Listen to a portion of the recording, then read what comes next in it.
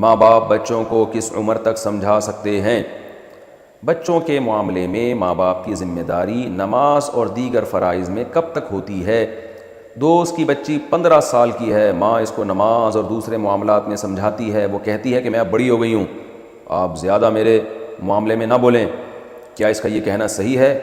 راشدہ ظفر: بہت ہی بدتمیز بچی، اللہ اس کو ہدایت دے۔ والدین کو یہ حق حاصل ہے کہ ساری زندگی بچے کو سمجھاتے رہیں۔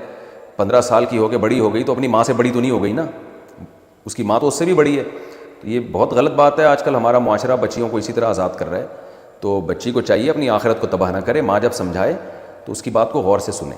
ہاں ویسے میں ایک نارملی ایک بات کرتا ہوں جو سبھی کرتے ہیں کہ ہر وقت نصیحت کرتے رہنا اور بچوں سے پیار ہی نہ کرنا، بچوں کو تفریح پہ نہ لے کے جانا، بچوں کی دیگر ضرورتوں کا خیال نہ کرنا، صرف وہ ایک ہر وقت ان کو یہ کرو یہ نہیں کرو، یہ کرو یہ نہیں کرو، اس سے بچے باغی بننے کا خطرہ ہوتا ہے۔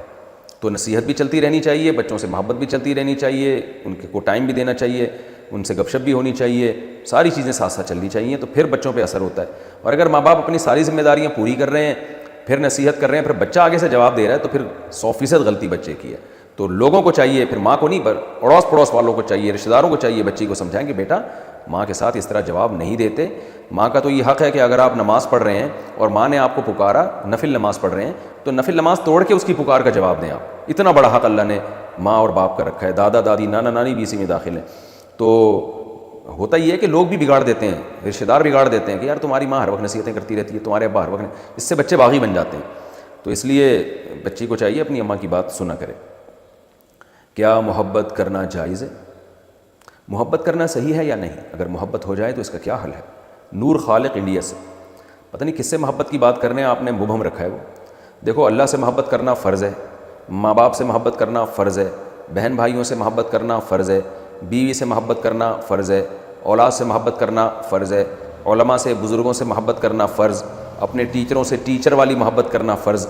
تو باقی جو محبت ہے جس کے بارے میں میرا خیال ہے آپ پوچھ رہے ہیں، وہ ایک لڑکا کا لڑکی سے محبت کرنا نامحرم سے، تو باقاعدہ پروگرام کے تحت محبت کرنا تو جائز نہیں ہے۔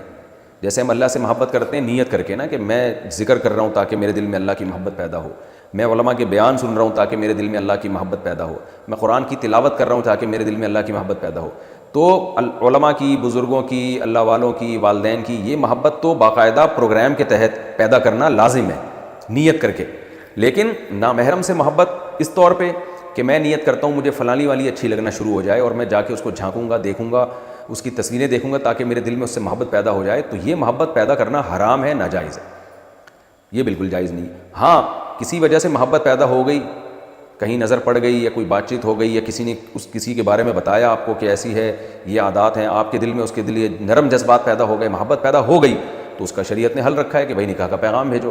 لن تری للمتحابین مثل النکاح، صحیح حدیث ہے، آپ صلی اللہ علیہ وسلم نے فرمایا دو محبت کرنے والوں میں نکاح سے بہتر کوئی چیز نہیں ہے، تو نکاح کا پیغام بھیج دینا چاہیے۔